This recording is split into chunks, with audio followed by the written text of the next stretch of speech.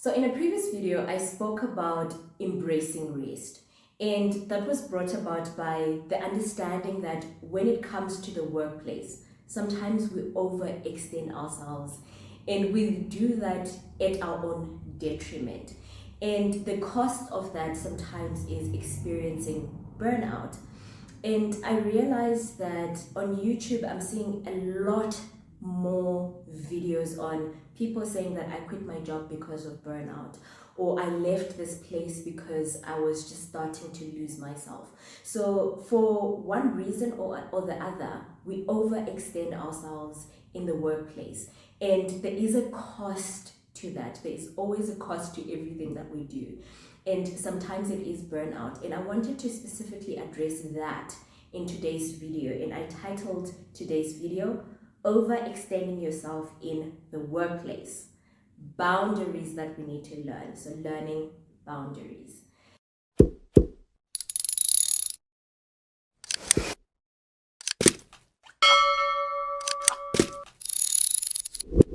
Hi guys, and welcome back to Thinking Out Loud with Ru. Thank you so much for stopping by. If this is your first time, I truly appreciate it, you stopping by and watching this video. And if it is something that you relate to, please do stay and watch the entire video. And to everyone else who is coming back again, thank you so much for stopping by and coming back, and for all the support you've given. If you haven't yet subscribed, please do subscribe to this channel. It really does help in terms of just spreading it out loud and proud. So thank you so much again. So to jump straight into today's topic, I wanted to start by just going into the reasons why we overextend ourselves, specifically in the workspace. And of course, when it comes to understanding that, it's important, because if you are to understand why it is that you do the things that you do, you are better able to prevent things like burnout when you're starting to see the signs that you might be going over to that direction of experiencing burnout. So it's very important that we get into the spaces of understanding why it is we behave in a way that we do, Why do we act in ways that we do, in order for us to get to that point of dealing with things that might be considered maladaptive or might be considered unhealthy, in other words. So the first reasons why we tend to overextend ourselves is the number one, perfectionism, right? And of course, sometimes in interviews, we even say, no, the worst thing about myself is that I'm a perfectionist. I love things to be done in a certain way, and I pay attention to detail. And we phrase it in such a way that it also sounds great to our employer, because who doesn't want someone who pays attention to detail, right? But that need to excel sometimes leads people to take excessive workloads, so that they're constantly wanting to prove themselves to other people, so that they're constantly wanting to show that, listen, I am perfect and I am great at what I do. So in order to prove that to you, I'm going to take on more, so that I can showcase this quality about myself that I actually value. The second reason is that we sometimes overextend ourselves because of fear of failure, right? And fear of not meeting expectations. So in order for us to overcome it, we then overextend ourselves so that we can show that, hey, I'm not a failure. And sometimes it really goes back to some of those internal voices that we're battling with in ourselves. Whether it's because someone told us that we are a failure when we were younger, and now we're putting ourselves in situations where we're constantly wanting to prove ourselves as otherwise, wanting to disprove all those things that were said to us, wanting to overcompensate by showing that we're the opposite of what those voices that were implanted within us when we were younger were saying about ourselves, right? And the third thing is low self-esteem. So the more that you hear that you're a failure, the more that you hear all these negative things about yourself, of course you're going to develop low self-esteem. And again, it goes back to wanting to prove yourself, wanting to showcase that, listen, I'm not that person who I was told that I was. So in order to prove that, you keep on taking more and more and overextending yourself, even at the detriment of you, even knowing that maybe I'm doing too much. maybe I actually don't have enough hours in the day to handle all the different things that I committed to. But because again, you want to prove that you are not a failure, you want to prove that you are the best person within the workspace, then you start to overextend yourself. And the fourth thing that I wrote here is we want to be seen as high achievers. We have that high achievement motivation that is constantly pushing us to do more.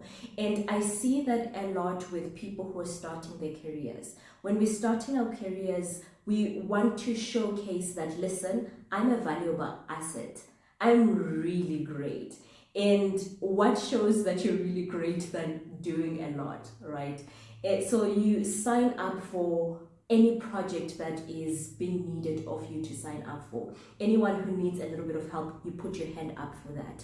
And you say yes to everything, contributing to you getting to that point of just being like, okay, I'm exhausted. Okay, I'm the only person who's carrying this workload within the workspace. Simply because any opportunity that was presented, you put your hand up for that. And simply because you are motivated by high achievement, you are motivated by that. And the fifth thing is, of course, workplace culture. Sometimes we walk into workplaces where overworking is something that is literally applauded, something that is emphasized a lot. And because it's part of the culture, you slowly start to become the same. And sometimes we go into workplaces that don't have boundaries, workplaces that say that, listen, you need to be available 24 hours a day. You need to be responding to every email that comes, despite the fact that it's coming on the weekends. So you start to adopt the culture that is within that workplace. If they don't have work-life balance, you also don't have that, because it's something that is emphasized within the very workplace that you're currently in. Right? So sometimes it is embedded within the workplace culture. And of course, the other thing that causes us to overextend ourselves in the workspace is when work becomes our identity. And this is a big one, because sometimes when people are asked, tell me about yourself, we quickly want to explain or describe ourselves as connected to our work. That, well, I am Rutendo Mahua and I am a student of psychology. That's not part of your identity. That's not part of my identity. So why is it that we feel the need of always connecting ourselves to what we do? So when we get to that point where we cannot describe ourselves without connecting and linking ourselves to what we do, then we start to overextend ourselves within the workspaces that we're in, because it's become so ingrained as part of our identity that we don't see ourselves outside of what we do. So most of the times, in order for us to always feel validated and valued, and to maintain that sense of identity, we are taking on more so that we feel like, okay, in my life, I'm actually contributing to meaning. In my life, I'm doing exactly what I'm purposed to do because I am overextending myself in the workspace. I'm doing exactly what I need to be doing within the workspace. So these are some of the things that we need to watch out for in order for us to sort of not get burnt out. To prevent burnout, we need to be able to watch out for some of these things. So that leads me to the next thing that I want to speak about, which is how then do we create boundaries within the workspace in order for us to still maintain a healthy sense of self, healthy relationships within our lives without now overextending ourselves within the workspace. Because work is a huge part of our lives, guys. It really is. It really is. When you think about it, you spend 8, 9, 10 hours within the workspace. Some people 12 hours if they're doing an entire half-day shift. So it's such a huge part of our lives. And if we spend that much time working and overextending ourselves, and then we come back home and we're still having to serve our families, we're still having to do things for ourselves, cooking and all those different things, it means that we need to watch the ways that we spend our time and how we are custodians of our time in order for us to not get to that point of being burnt out. So that's very, very important. So going into boundaries, the first one that I wrote here is you need to be a good custodian of your time. So watch out for time boundaries, right? And it goes back to, what am I giving my attention to? What am I giving my attention to? And within the workspace, allow yourself to set realistic expectations on how long does it take for me to actually finish a task, which means that don't overcommit and just want to prove yourself by giving yourself too little time, that now you're doing this in too little time and taking on another activity. Instead, actually look at realistically, how much time do I need in order for me to finish a task without also taking away from my health. And it's also important that when it comes to time, actually let your yes be a yes and your no be a no. If you are not able to take on a task because you have 5 million other things that you're doing, it's important that you're able to stipulate that. Let your yes be a yes and your no be a no. Because sometimes that's what will actually keep you sane within a workspace. And the next thing is that it's important for you to have task boundaries, right? And it goes back to understanding that you're only one person. You're only one person and you only have a few hours within a day. So if you have established that there are certain tasks that need to be done by you or your team, it's important that you actually know also how to rely on other people, how to delegate.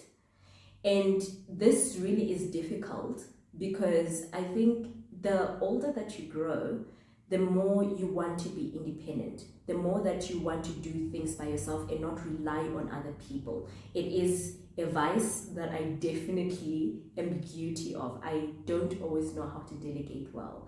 And I don't always know how to depend on people very well, simply because I have this hyper